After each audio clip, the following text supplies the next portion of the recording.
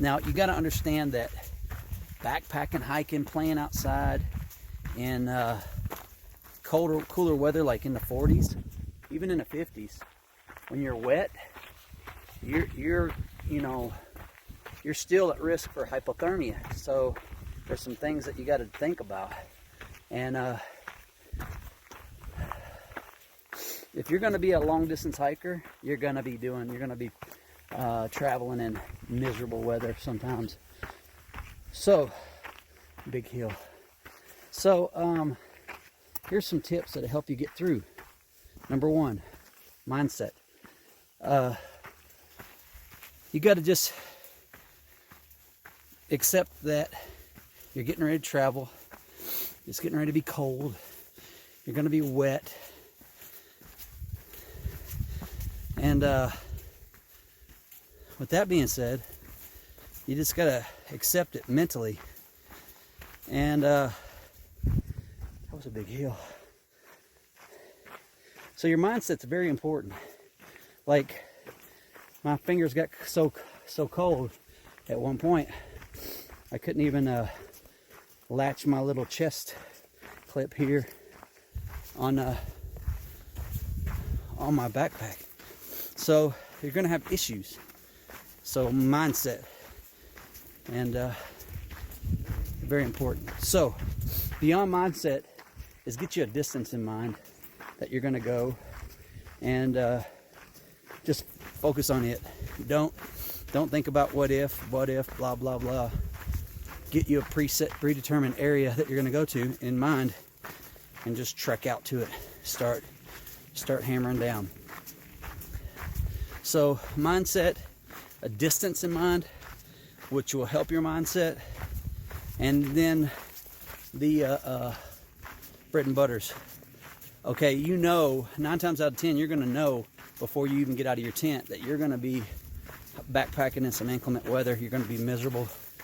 So you got to understand that getting them calories in your body is very important as you're trekking along. So before you even get out of your tent, arrange all your food to where it's at the top of your pack, or in your little easy accessible pouches, or little squirrel holes that you have all on your clothes and stuff. But keep those foods easily accessible, because you're not going to want to be dropping your pack every 5 miles when it's raining and it's cold and the wind's blowing and this silly fog is just, drenching everything you have. So keep it easily accessible.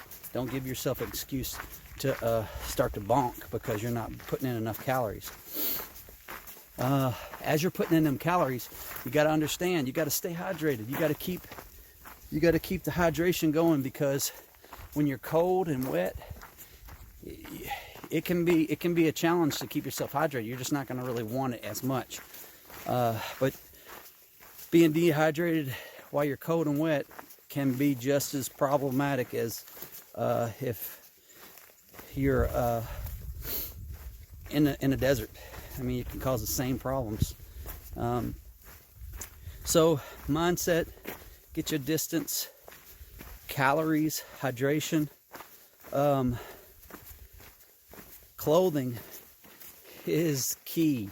You gotta stay protected. Like, this is the first day that I've actually hiked with a boggin on, and it's actually comfortable, but it's wet.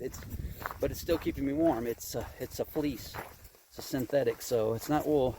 But with that, I have a hat on, have this raincoat on, and I have these thin wool liners, which have protected my hands enough, quite a bit actually, even though they went numb for a while there. Protective clothing.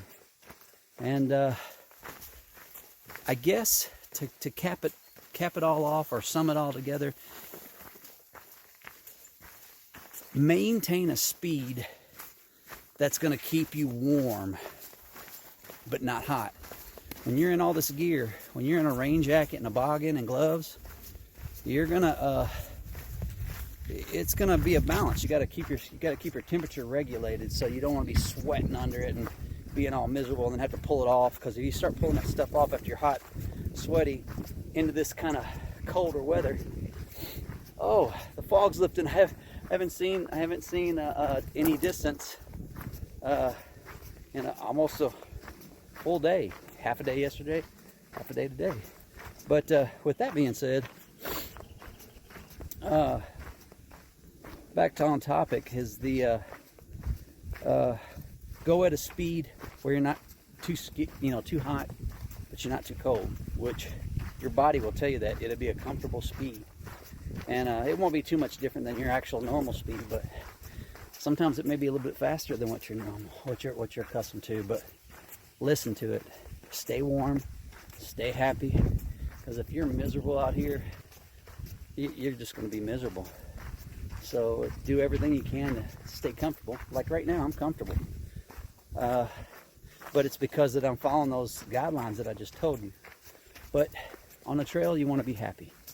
So hope these tips help you out.